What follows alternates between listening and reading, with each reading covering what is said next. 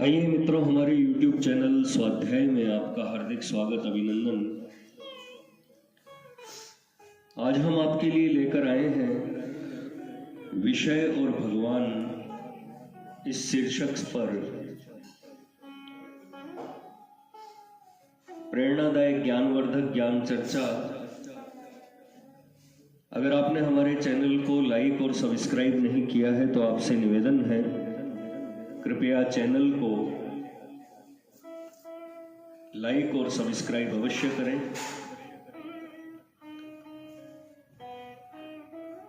विषय और भगवान। संसार के विषयों में न मालूम कैसी मोहिनी है, देखते और सुनते ही मन ललचाता है। उनकी प्राप्ति के लिए अनेक उचित अनुचित उपाय किए जाते हैं। मनुष्य मोहवश मन ही मन सोचता है कि इनकी प्राप्ति से सुख हो जाएगा, परंतु उसका विचार कभी सफल होता ही नहीं। कितने ही लोगों के जीवन तो अभिष्ट विषय की प्राप्ति होने के पूर्व ही पूरे हो जाते हैं। सारा जीवन विषय सुख के लोक में अनंत प्रकार की मानसिक और शारीरिक विपत्तियों को सहन करते करते ही चला जाता है। किसी को कोई मनचाही वस्तु मिलती है तब एक बार तो उसे कुछ सुख सा प्रतीत होता है, परंतु दूसरे ही क्षण नई कामना उत्पन्न होकर उसके चित्त को हिला देती है और फिर तुरंत ही वह अशांत और व्याकुल होकर उसको पूरी करने की चेष्टा में लग जाता है। वह पूरी होते ही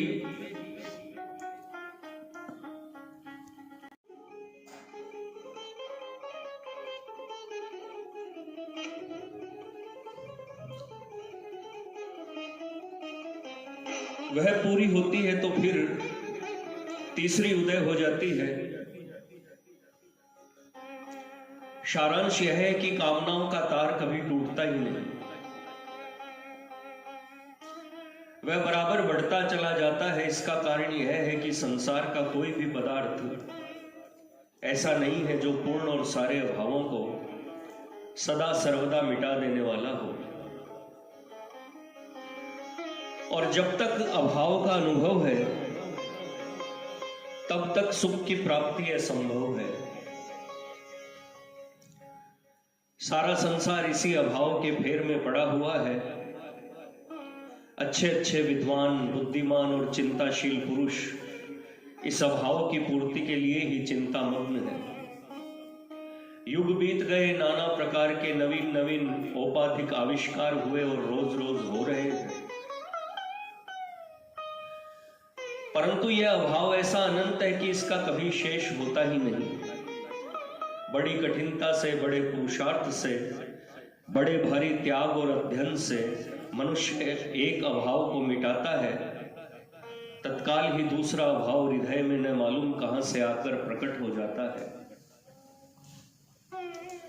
यूं एक एक अभाव को दूर करने में केवल एक ही जीवन नहीं, न मालूम कितने जीवन बीत गए हैं, बीत रहे हैं, और अभाव की जड़ न कटने तक बीतते ही रहेंगे। कलमी पेड़ की डालों को काटने से वह और भी अधिक फैलता है। इसी प्रकार एक विषय की कामना पूरी होते ही, उसके कटते ही न मालूम कितनी ही नई कामनाएं और जाग उठती है। किसी कंगाल को राज्य पाने की कामना है, वह उसकी प्राप्ति के लिए न मालूम कितने जप तप, विद्या, बुद्धि, बल, परिश्रम आदि का प्रयोग करता है। उसे कर्म की सफलता के रूप में यदि राज्य मिल जाता है तो राज्य मिलते ही अनेक प्रकार की ऐसी आवश्यकताएं उत्पन्न हो जाती है जिनका वह पहले विचार भी नहीं कर सका था। अब उन्हीं आवश्यकताओं की पूर्ति कामना होती है और वह फिर वैसा ही दुखी बन जाता है। इसलिए आवश्यकता है अभाव की जड़ काटकर ऐसी वस्तु को प्राप्त करने की जो नित्य, पूर्ण, सत्य और सर्वाभाव शून्य हो, जिसे पाकर मनुष्य कृत कृत्य हो जाता हो, आप्त काम और पूर्ण काम हो जाता हो, अभाव की आग सदा के लिए बुझ जाती हो, यह सत और पूर्ण वस्तु केवल परमात्मा है। परंतु उस परमात्मा की प्राप्ति वहां तक नहीं होती जहां तक के जगत के विषयों का मोह त्याग कर मनुष्य परमात्मा को पाने के लिए एकांत इच्छुक नहीं हो जाता। जो इस परम वस्तु को पाने के लिए व्याकुल हो उठता है उसके हृदय से भोगों की शक्ति नष्ट हो ही जाती है, क्योंकि जहां भगवान का प्रेम रहता है वहां भोग कामना उसी प्रकार नहीं ठहर सकती जिस प्रकार सूर्य के सामने अंधकार नहीं ठहरता। जो चाहो हरि मिलन को तजो विषय विषमान, हिय में बसे न एक संग भोग और भगवान। जिन्हें भगवान के मिलने की चाह है उन्हें और समस्त इच्छाओं की जड़ बिल्कुल काट डालनी पड़ेगी, परंतु वह जड़ बड़ी मजबूत है, केवल बातों से उसका कटना संभव नहीं। उसके काटने के लिए वैराग्य रूपी दृढ़ शस्त्र की आवश्यकता है। विषय वैराग्य हुए बिना कामना का नाश नहीं होता, इसके लिए बड़े ही प्रयत्न की आवश्यकता है। तनिक से प्रयत्न में घबरा जाने से काम नहीं चलेगा। जब संसार के साधारण नाशवान पदार्थों को पाने के लिए मनुष्य को बहुत से त्याग करने पड़ते हैं, तब अविनाशी परमात्मा की प्राप्ति के लिए तो विनाशी वस्तु मात्र का त्याग कर देना आवश्यक है ही। ऐसा कौन सा कष्ट है जो अपने इस परम ध्येय की प्राप्ति के लिए मनुष्य को नहीं सहना चाहिए। जो जरा से में ही घबरा उठते हैं उनके लिए इस पथ का पथिक बनना असंभव है। यहां तो तन मन और लोक परलोक की बाजी लगा देनी पड़ती है। सब कुछ न्योछावर कर देना पड़ता है उस प्रेमी के चारू चरणों पर। महात्मा श्री कृष्णानंद जी महाराज कहा करते थे, एक धनी जमींदार का नौजवान लड़का किसी महात्मा के पास जाया करता था। साधु संघ के प्रभाव से उसके मन में कुछ वैराग्य पैदा हो गया। उसकी महात्मा में बड़ी श्रद्धा थी, वह प्रेम के साथ महात्मा की सेवा करता था। कुछ दिन बीतने पर महात्मा ने कृपा करके उसे शिष्य बना लिया। अब वह बड़ी श्रद्धा के साथ गुरु महाराज की सेवा शुश्रूषा करने लगा। कुछ दिन तक तो उसने बड़े चाव से सारे काम किए, परंतु आगे चलकर धीरे धीरे उसका मन चंचल हो उठा। संस्कारवश पूर्व स्मृति जाग उठी और कई तरह की चाहों के चक्कर में पड़ने से उसका चित्त डावाडोल हो गया। उसे महात्मा के संग से बहुत लाभ हुआ था, परंतु इस समय कामना की जागृति होने के कारण वह उस लाभ को भूल गया और उसके मन में विषाद छा गया। एक दिन वह दोपहर की कड़ी धूप में गंगा जल का घड़ा सिर पर रखकर ला रहा था। रास्ते में उसने सोचा कि मैंने कितना साधु संग किया, कितनी गुरु सेवा की, कितने कष्ट सहे, परंतु अभी तक कोई फल तो नहीं हुआ। कहीं ये साधु ढोंगी तो नहीं है, इतने दिन व्यर्थ हुए।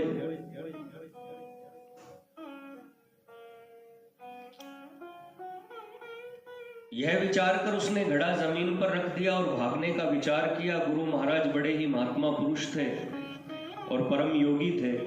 उन्होंने शिष्य के मन की बात जानकर उसे उसमें चेतना लाने के लिए, चेतना के लिए योग बल से एक विचित्र कार्य किया। उनकी योग शक्ति से जल के जड़ घड़े में से मनुष्य की भांति आवाज निकलने लगी। घड़े ने पुकार कर पूछा, भाई तुम कहां जा रहे हो? शिष्य ने कहा, इतने दिन यहां रहकर सत्संग की, परंतु कुछ भी नहीं मिला, इससे इसे छोड़कर कहीं दूसरी जगह जा रहा हूं। घड़े में से फिर आवाज आई, जरा ठहरो, मेरी कुछ बातें मन लगाकर सुन लो, मैं तुम्हें अपनी जीवनी सुनाता हूं। उसे सुनने के बाद जाना उचित समझो तो चले जाना। शिष्य के स्वीकार करने पर घड़ा बोलने लगा, देखो मैं एक तालाब के किनारे मिट्टी के रूप में पड़ा था, किसी की भी कुछ भी बुराई नहीं करता था, एक जगह चुपचाप पड़ा रहता था। लोग आकर मेरे ऊपर मल त्याग कर जाते, सियार कुत्ते बिना बाधा पेशाब करते, मैं सब कुछ सहता। मन का दुख कभी किसी के सामने नहीं कहता। मेरा किसी के साथ कोई वैर नहीं था, तो भी न मालूम क्यों एक दिन कुम्हार ने आकर मुझ पर तीखी कुदाल का वार किया। मेरे शरीर को जहां तहां से काटकर अपने घर ले गया।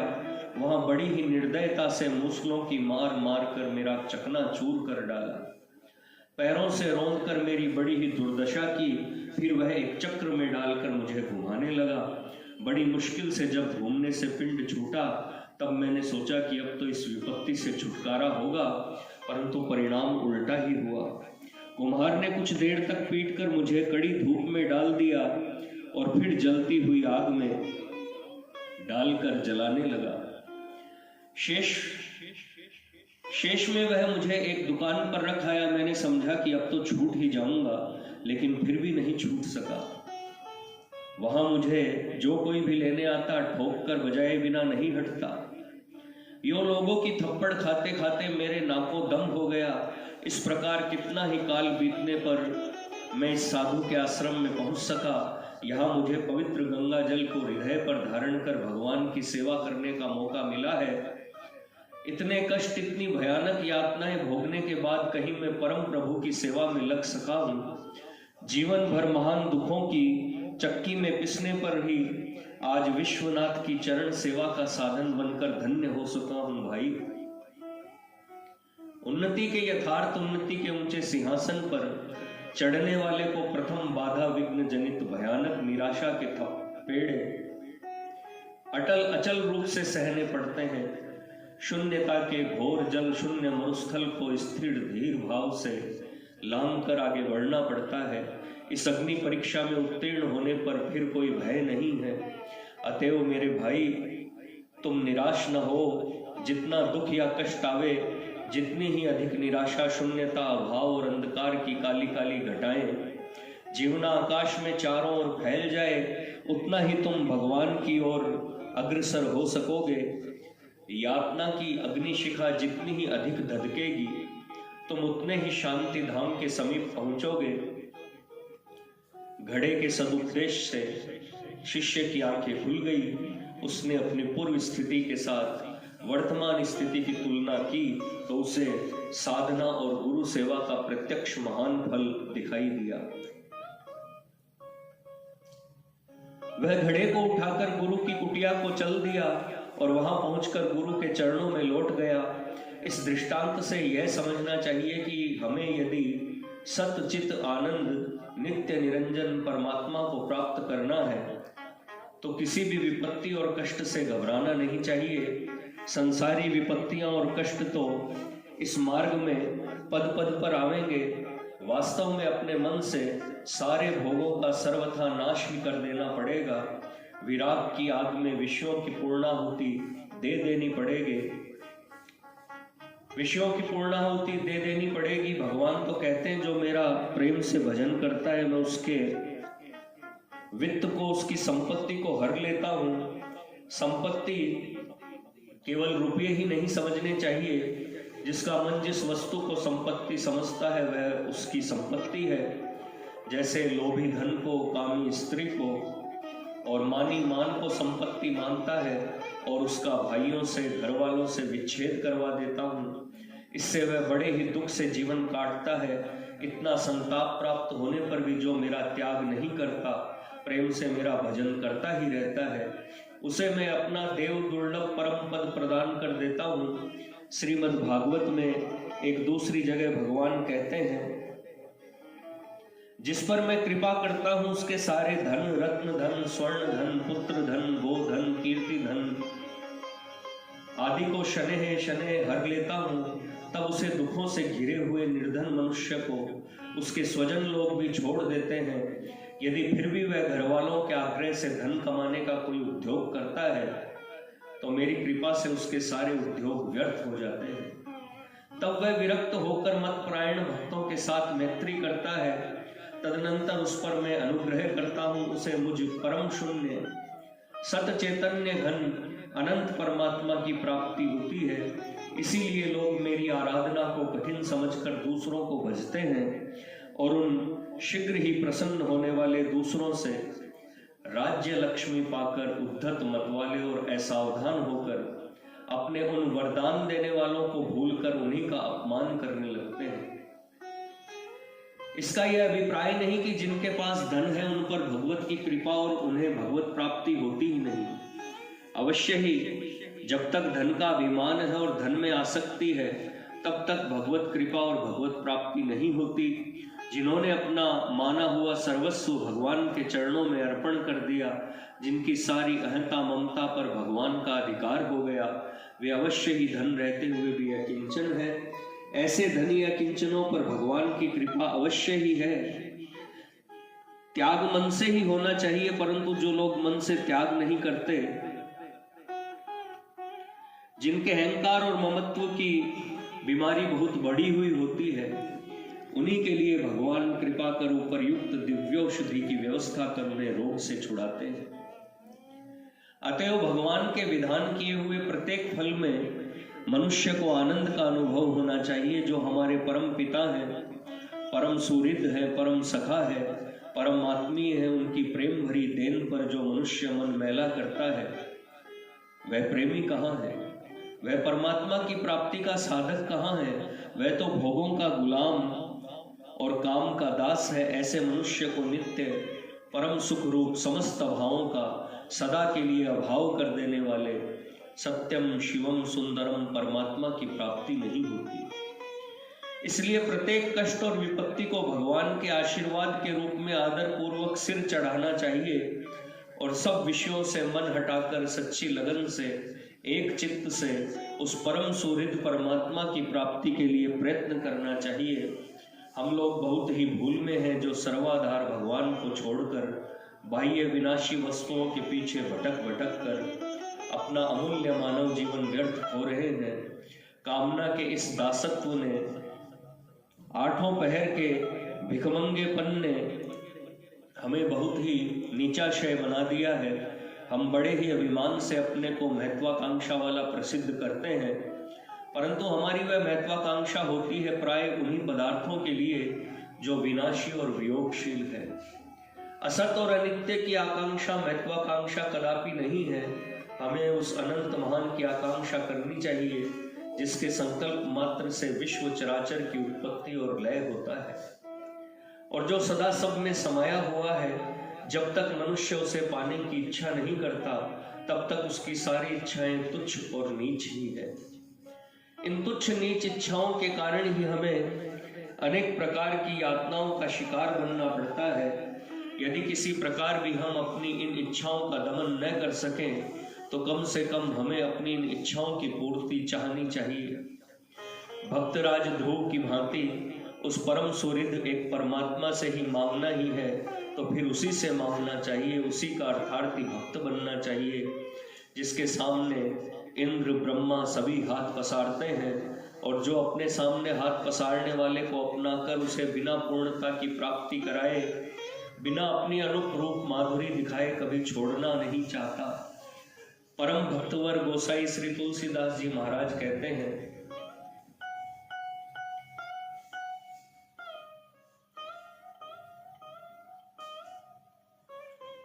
जाके विलोकत लोकप होता, विशोक लहे सुरलोक सुठो रही, सो कमला तजी चंचल तरु कोटि कला रिजवे सिर मोरही।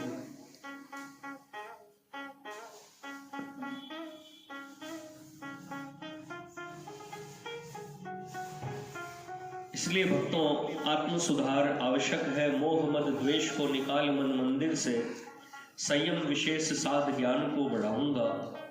आश अभिलाष छोड़ विश्व से, स्नेह तोड़ मोड़ मन मूड को सुमार्ग पे लगाऊंगा। गाऊंगा नवीन राग आनंद अपार भरी, प्यार के प्रवाह में अथाह गोते खाऊंगा। राम नाम रट में डटूंगा भक्ति पथ बीच, नीच जग छोड़ राम रूप बन जाऊंगा। मित्रों, यह थी विषय और भगवान इस शीर्षक से प्रेरणादायक ज्ञानवर्धक ज्ञान चर्चा। अगर आपको हमारा चैनल पसंद आए तो इसे लाइक और सब्सक्राइब अवश्य करें। धन्यवाद।